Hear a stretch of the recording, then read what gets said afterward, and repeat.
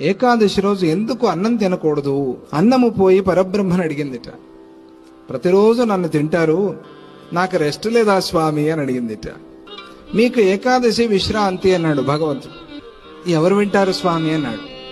ఎవరు వింటారు? ఏకాదశి మాకు విశ్రాంతిని ఎవరికి తెలుస్తుంది? మేము ఎవరి దగ్గర నోరు మొత్తుకోవాలి? మాకు ఏకాదశి విశ్రాంతి తినద్దు అంటే ఎవరైనా వింటారా అని అంటే అట్లా కాదు. ఈ రోజు నుంచి ఒక నియమము, ఏకాదశి తిథి రోజు సమస్త పాపాలు వచ్చి అన్నాన్ని ఆశ్రయించి ఉంటాయి.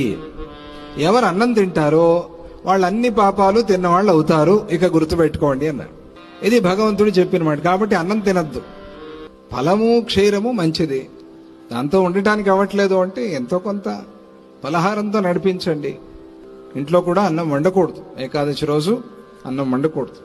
పిల్లలు రోగులు ఉన్నప్పుడు తప్పని స్థితిలో వాళ్ళ కోసం అంతే తప్ప పెద్దల కోసం కాదు.